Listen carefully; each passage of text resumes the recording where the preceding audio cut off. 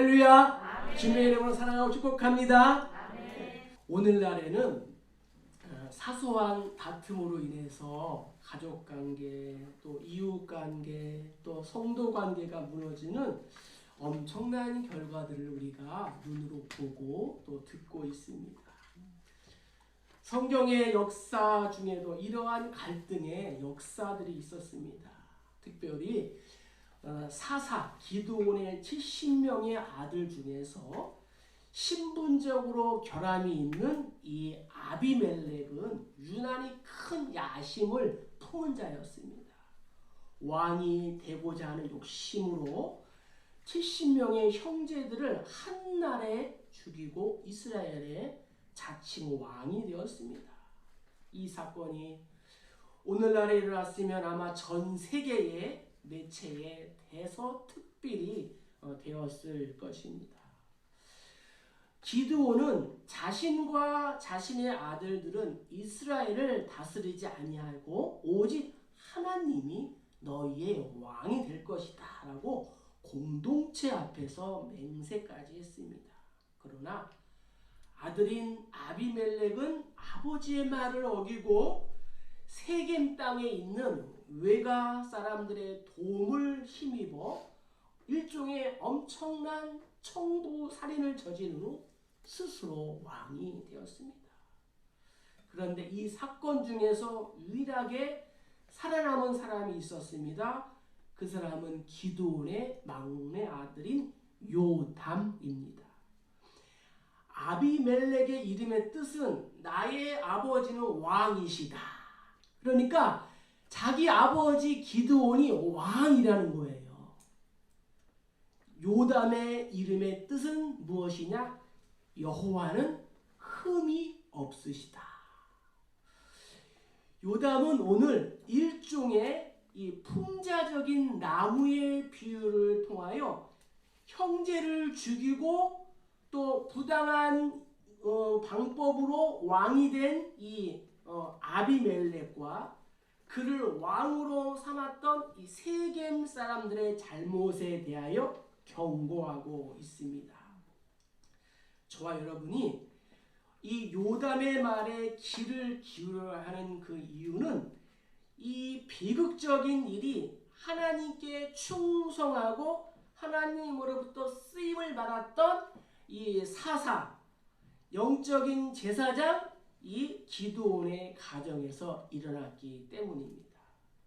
이러한 일이 주의 일에 헌신을 하는 기드온의 가정에서 일어났다면 우리도 경각심을 가져야 하는 것입니다. 따라서 이 말씀은 오늘을 살아가는 우리 모두의 가정이 들어야 하는 말씀입니다. 자, 오늘을 사는 우리는 어떻게 해야 주 안에서 행복한 삶을 살아갈 수 있을까요? 우리 7절과 8절을 다 같이 읽어보겠습니다. 사람들이 요담에게 가서 요담이 그리 심한 산 꼭대기로 가서 서서 그의 목소리를 높여 그들에게 외쳐 이르되 세겜 사람들아 내 말을 들으라. 그리하여야 하나님이 너희의 말을 들으시리라. 하루는 나무들이 나가서 기름을 부어 자신들 위에 왕으로 삼으려 하여 감람나무에게 이르되 너는 우리의 왕이 되라 하매. 첫 번째 행복한 삶의 비결은 무엇이냐? 자신의 본분, 자신의 위치를 기억해야 된다라고 성경은 말씀하고 있습니다. 옛날 숲속에 감람나무와 무화과나무, 포도나무, 가시나무 네 종류의 나무가 살고 있었습니다. 어느 날 숲속에서 살고 있던 나무들이 감람나무에게 찾아와서 왕이 되어달라고 요청합니다. 감람나무는 이렇게 대답을 하며 그들의 요청을 거절합니다. 9절을 보세요. 나의 기름은 하나님과 사람을 영화롭게 하나니 내가 어찌 그것을 버리고 가서 나무들 위에 우쭐대리요. 그러자 그들은 다시 무화과 나무를 찾아가서 같은 요청을 합니다. 이에 무화과 나무의 대답은 무엇이에요? 11절 나의 단 것과 나의 아름다운 열매를 내가 어찌 버리고 가서 나무들 위에 우쭐 대리요. 그러자 이번에는 포도나무를 찾아갑니다. 포도나무 대답 역시 13절을 보면은 하나님과 사람을 기쁘게 하는 내 포도주를 내가 어찌 버리고 나무들 위에 우쭐 대리요. 위에 세 나무의 대답은 모두 같은 그러한 대답을 하며 왕이 되어 달라고 하는 나무들의 요청을 거절합니다. 한마디로 자신의 위치와 자신의 본분을 버릴 수 없다는 것입니다. 나의 본분은 하나님을 영화롭게 하고 사람을 기쁘게 하는 것인데 어찌 내가 나의 이 본분을 버릴 수 있겠느냐 하면서 단호하게 저들의 요청을 거절했습니다. 자, 그런데 가시나무는 달랐습니다. 오히려 왕을 구하러 다니는 나무들에게 이렇게 윽박지릅니다. 우리 15절을 다 같이 읽어보겠습니다. 가시나무가 나무들에게 이르되 만일 너희가 참으로 내게 기름을 부어 너희 위에 왕으로 삼겠거든 와서 내 그늘에 피하라. 그리하지 아니하면 불이 가시나무에서 나와서 레바논의 백향목을 사를 것이니라 하였느니라. 아멘. 숲에 있는 가장 아름답고 견고하고 튼튼한 이 백향목을 불로 태운다고 하니 나머지 나무를 말해서 뭐 하겠습니까? 이 가시나무는 가치가 없는 식물이었습니다. 키도 30cm에서 한 60cm 정도로 잎이 엉성하고 또 열기를 막아줄 그늘도 만들지 못합니다. 특별히 불이 잘 붙어서 자신뿐만 아니라 주변에 있는 다른 나무들에게도 번지면은 귀중한 나무들이 모두 불에 타는 것입니다. 그런데 뭐라고 그래요? 내 그늘에 와서 피하라. 요담은 이 비유를 들어서 아비멜렉과 세겜 사람들을 고발하고 있습니다. 아비멜렉과 세겜 사람들의 잘못이 무엇일까요? 그들은 자신의 위치, 자신의 역할, 자신의 본분을 망각했던 것입니다. 하나님을 섬기는 이 본분을 버리고 하나님보다 자신의 욕심을 더 사랑해서 왕이 되기 위하여 수단과 방법을 가리지 않고 악행을 했습니다. 저들은 가시나무였던 것입니다. 구원받은 우리의 본분은 무엇입니까? 하나님은 이스라엘 백성들의 본분을 분명히 가르쳐 주시기 위하여 한 구절을 말씀하시며 그것을 이마에 메고 다니라 라고 하셨습니다. 또 그것도 모자라서 문설주 옆에 있는 상자에 넣어둔 채에 들어오고 나갈 때마다 만지라고 하셨습니다. 우리는 그것을 쇠마라고 부릅니다. 히브리어로 들으라 라는 뜻입니다. 이 말씀을 이마에 메고 또 이 손목에 메고 또 집 문설주 상자에 이렇게 넣고 다니면서 하나님의 음성을 듣는 것입니다.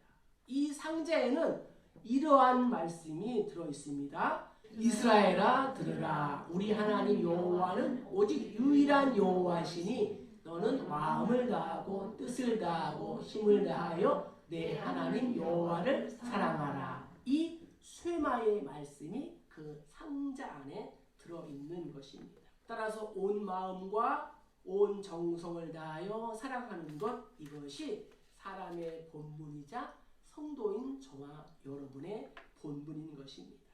하나님은 우리가 하나님을 사랑하지 않아도 하나님은 사랑이셔요. 왜냐? 하나님 속성 그 자체가 사랑이시기 때문입니다. 하나님은 우리가 하나님을 사랑하지 않아도 아무 부족함이 없는 그러한 분이십니다. 그런데 왜 우리에게 하나님 당신을 사랑하라 이렇게 하셨을까요? 그것은 바로 우리를 위해서입니다. 저와 여러분들을 위해서입니다. 하나님은 자비와 긍휼이 풍성하신 분입니다. 이러한 하나님의 사랑으로 충만할 때에 우리는 세상에서 행복한 인생이 되는 것입니다. 이 사실을 하나님께서 알기에 우리들에게 하나님을 사랑하라 이렇게 말씀하시는 것입니다. 사람의 마음은, 우리의 마음은 무언가로 가득 차 있어야 합니다. 하나님으로 차 있든지 아니면 다른 것으로 차 있든지 그 중간 것은 없는 것입니다. 여기에 물컵이 있습니다. 물이 얼마나 있어요? 반 있지요. 그러나 이 컵은 꽉 차 있는 거예요. 왜냐? 반은 물이 있지만 반은 무엇으로 차여 있어요? 공기로 차여 있기 때문이에요. 그래서 우리가 정말 시각적으로는 컵에 물이 반밖에 없다고 하지만 사실은 꽉 차 있는 것입니다. 그러니까 우리의 마음도 마찬가지라는 거죠. 중립지대는 없어요. 하나님으로 가득 채우든지 아니면 세상의 것으로도 가득 채우든지 둘 중에 하나라는 거예요.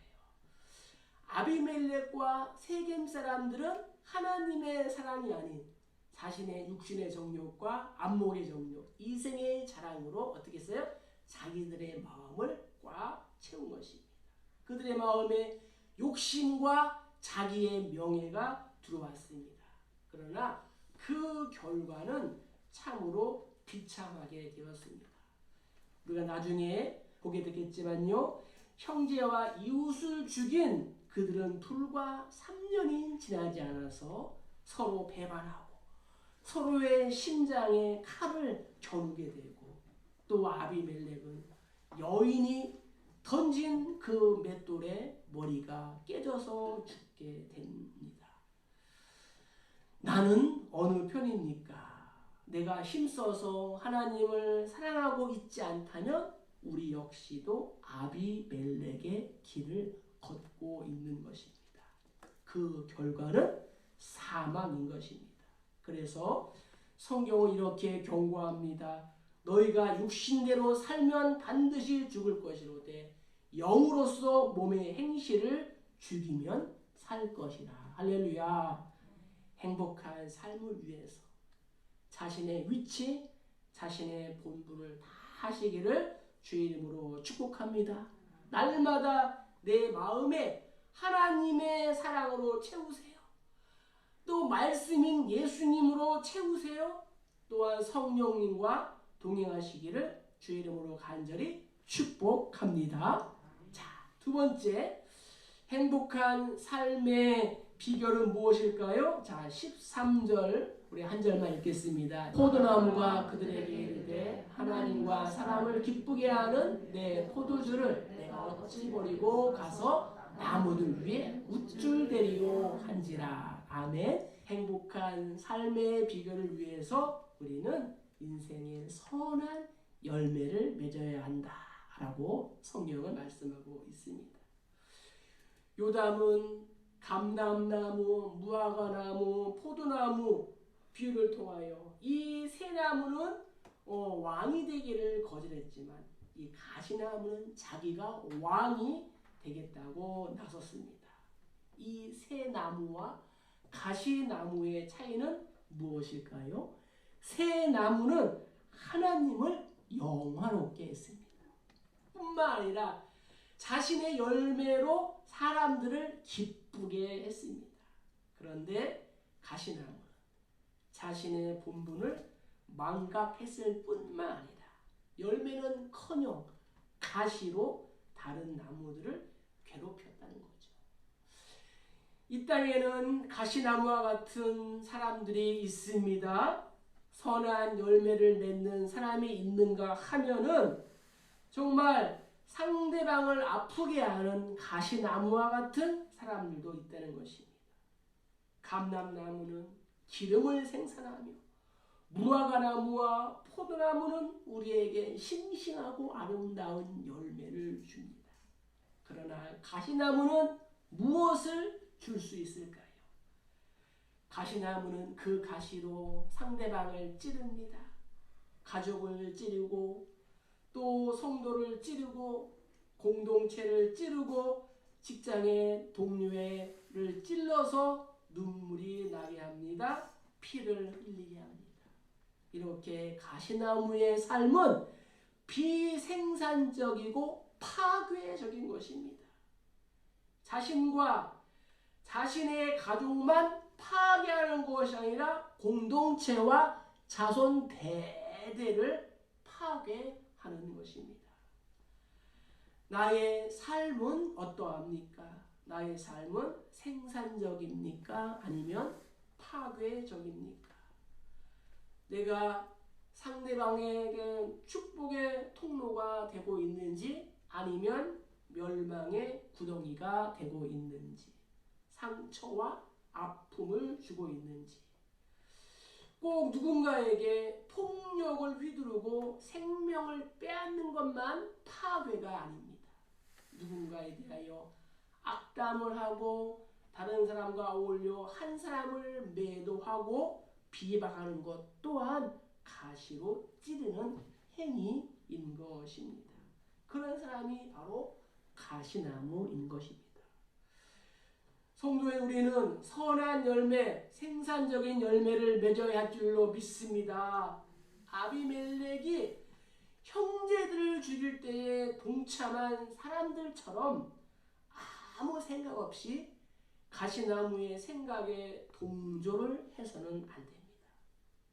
남의 욕을 하는 사람을 볼 때에 동참하거나 또한 팔짱을 껴고 있어서는 안 되는 것입니다.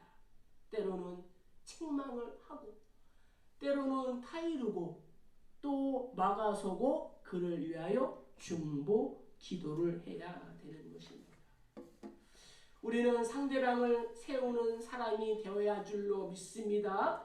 한번 스스로에게 물어보는 것입니다. 나는 상대방을 세우는 사람입니까? 아니면 공든 탑을 무너뜨리는 사람입니까? 교회를 세우는 사람입니까? 교회를 허무는 사람입니까? 많은 사람들이 입으로는 교회를 사랑한다고 하지만 실제로는 가시가 되어서 찌르는 경우가 허다합니다. 교회가 이렇게 저렇게 되어야 한다고 말하는 것도 좋지만 그렇게 말하는 자신의 마음속에 가시가 들어 있어서는 안 되는 것입니다. 이유는 무엇이에요? 나로 인해서 동행하는 사람들의 신앙이 다 떨어지게 되기 때문입니다. 아비멜렉은 외가 사람들과 손을 잡고 형제들을 몰살하고 그 얼마 못 가서 외가 사람들과 서로 등을 돌려 싸우다가 비참한 죽음을 맞게 되었습니다. 이것은 결코 우연이 아닙니다. 그것은 하나님의 계획된 심판이었습니다. 공동체의 파괴에 일삼았던 이 아비멜렉이 하나님의 준엄한 심판을 받았음을 우리는 기억해야 합니다. 하나님께서 이 이야기를 오늘 본문에 기록해서 우리들에게 들려주시는 이유는 우리를 사랑하시기 때문입니다. 자, 바울은 로마 교회에게 이렇게 권면합니다. 우리 한번 로마서 12장 6절, 8절, 16절을 한번 읽겠습니다. 우리에게 주신 은혜대로 받은 은사가 각각 다르니 혹 예언이면 믿음의 분수대로, 혹 섬기는 일이면 섬기는 일로, 혹 가르치는 자면 가르치는 일로, 혹 위로하는 자면 위로하는 일로, 구제하는 자는 성실함으로, 다스리는 자는 부지런함으로, 긍휼을 베푸는 자는 즐거움으로 할 것이니라. 서로 마음을 같이하여 높은 데 마음을 두지 말고 도리어 낮은 데 처하며 스스로 지혜 있는 채 하지 말라. 아멘. 감람나무, 무화과나무, 포도나무는 이스라엘 팔레스타인의 주요 산물이었지만 가시나무는 불쏘시개, 깜밖에 되지 않습니다. 약 재료로도 또한 가구로도 쓸 수 없는 무용지물입니다. 가시나무와 같은 이 아비멜렉, 자신의 분수를 알지 못할 뿐만 아니라 부당하게 자기 스스로를 높이는 이 교만한 마음을 드러냈습니다. 이것이 바로 사단이 주는 교만한 마음입니다. 바울은 갈라디아 교회에게 말합니다. 오직 성령의 열매는 사랑과 희락과 화평과 오래 참음과 자비와 양선과 충성과 온유와 절제니 이 같은 것을 금지할 법이 없느니라. 아비멜렉의 길을 걷지 말고 감람나무와 무화과나무, 포도나무처럼 열매를 맺기를 소망합니다. 나의 삶이 하나님께 영광을 돌리고 사람들에게 유익을 주는 복된 삶 되시기를 주의 이름으로 간절히 축복합니다. 아멘. 자, 이제 마지막으로 행복한 삶의 비결 세 번째는 무엇일까요? 우리 6절을 한번 읽겠습니다. 세겜의 모든 사람과 밀로 모든 족속이 모여서 세겜에 있는 상수리나무 기둥 곁에서 아비멜렉을 왕으로 삼으니라.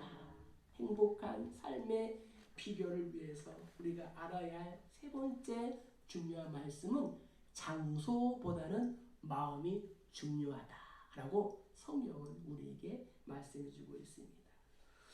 우리가 주목해야 하는 그러한 부분이 이 세겜이라는 장소입니다. 세겜, 상수리나무라는 장소를 성경이 주목하는 이유는 무엇일까요? 이곳에서 예전에 아주 중요한 일이 있었기 때문입니다. 자, 우리 여호수아 24장 25절 26절을 한번 읽어보겠습니다. 그날에 여호수아가 세겜에서 백성과 더불어 언약을 맺고 그들 위하여 율례와 법도를 제정하였더라. 여호수아가 이 모든 말씀을 하나님의 율법책에 기록하고 큰 돌을 가져다가 거기 여호와의 성소 곁에 있는 상수리나무 아래에 세우고. 아멘. 여호수아는 죽기 전에 이스라엘 백성들을 다 모았어요. 그리고 이 세겜의 상수리나무 아래에서 하나님만을 섬기려고 다짐을 했어요. 그리고 백성들도 그리하겠다고 맹세를 하였습니다. 그런데 바로 세겜, 하나님만 섬기겠다고 고백한 그 결단의 장소에서 세겜 사람들은 자신의 본분을 망각하고 아비멜렉과 작당을 해서 그를 왕으로 세운 것입니다. 아비멜렉이 세겜에 살고 있는 자기 친척과 외갓집에게 뭐라 그래요? 2절 하반절에 보면은 나는 너희의 고륙이다. 너희의 친척이다. 누구 말을 들어야 하겠느냐. 그 다음에 4절에 보니까 세겜 사람들이 이 아비멜렉에게 돈을 주었어요. 돈을 주었어요. 그리고 아비멜렉은 이 돈으로 방탕하고 이 경박한 사람들을 고용했습니다. 결국 그 돈으로 고용된 사람들이 70명의 형제들을 다 죽인 것입니다. 아비멜렉은 인간적이고 물질적이고 장소적이고 이교도적인 방법을 사용한 거예요. 특별히 5절에 보면은 이 70명의 이 형제들을 한 바위에서 죽였다고 그랬어요. 이 한 바위는 뭐냐? 곧 한 반석이에요. 반석은 뭐냐? 하나님께 예배드리는 그러한 장소예요. 그 하나님께 예배드리는 장소에서 형제들을 죽이고 예배 장소를 오염을 시키는 것입니다. 여기에 어떠한 교훈이 있을까요? 우리에게 장소 그 자체는 중요하지 않다는 것입니다. 어떤 집에 사느냐가 중요하지 않습니다. 어떠한 지위와 외모를 가지고 있느냐가 전혀 중요하지 않습니다. 높은 산이 거친 들이 초막이나 궁궐이나 내 주 예수 모신 곳이 그 어디나 하늘나라. 할렐루야 찬양하세 내 모든 죄 사함받고 주 예수와 동행하니 그 어디나 하늘나라. 할렐루야. 참으로 중요한 것은 우리 안에 무엇이 있느냐인 것입니다. 지금 우리가 교회에 나와서 앉아서 예배를 드리고 있다 할지라도 하나님을 진정으로 사랑하지 않고 이 예배 속에 임재하시는 하나님을 경험하지 못한다면 우리는 모두 아비멜렉의 멸망의 길을 걷고 있는 것입니다. 중립지대는 없다고 말씀드렸습니다. 우리는 교회에 나와서 예배를 드리고 봉사를 하면서도 인간적인 방법으로 세상적인 방법으로 세겜의 상수리 나무 아래서 상대방을 시기하고 죽일 수도 있습니다. 우리 모두는 상대방을 찌르는 사람이 될 수 있습니다. 상대방의 영혼을 망치는 사람이 될 수 있습니다. 그러므로 우리는 영적으로 육적으로 깨어 있어야 할 줄로 믿습니다. 우리가 교회 나와서 예배드리는 것 얼마나 감사하고 축복을 받은 것입니다. 그런데 그것만 가지고는 안 된다는 거예요. 나의 마음이 하나님으로 가득 채워라 말씀하고 있습니다. 날마다 말씀이신 예수님을 먹으라고 하십니다. 성령님과 동행하라고 말씀합니다. 우리 모두는 생산적인 선한 열매를 맺어야 할 줄로 믿습니다. 누군가를 비방하고 비난하고 불평하고 싶은 마음이 생기면 당장 중단해야 합니다. 찌르지 말고 상하게 하지 말고 참고 인내하며 말씀을 묵상하고 기도하는 저와 여러분 되시기를 주의 이름으로 간절히 축복합니다. 하나님 제 속에 단 것과 열매가 흘러 넘치게 하시옵소서.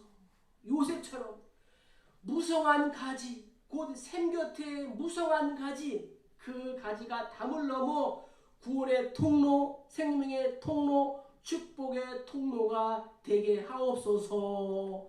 바라기는 사랑하는 우리 외 모든 교우들의 가정과 일터에서 이러한 생산적인 은혜가 있기를 간절히 축복합니다. 특별히 오늘 어린이 주일을 맞이하여 우리의 단 것과 또 우리의 열매가 자녀들에게 흘러 넘칠 때 우리와 우리의 가정은 아비멜렉의 길이 아닌 예수님의 길을 걸어가는 행복한 가정이 되는 것입니다. 나는 어떻게 해야 할까요? 가정에서, 직장에서, 학교에서, 교회에서 영적인 사사로서, 영적인 제사장으로서 자녀들에게 또 이웃들에게 친구들에게 성도들에게 영적인 유산을 물려주는 구원의 통로가 되어야 할 줄로 믿습니다. 오늘 말씀은 이렇게 정리하며 적용해 보겠습니다.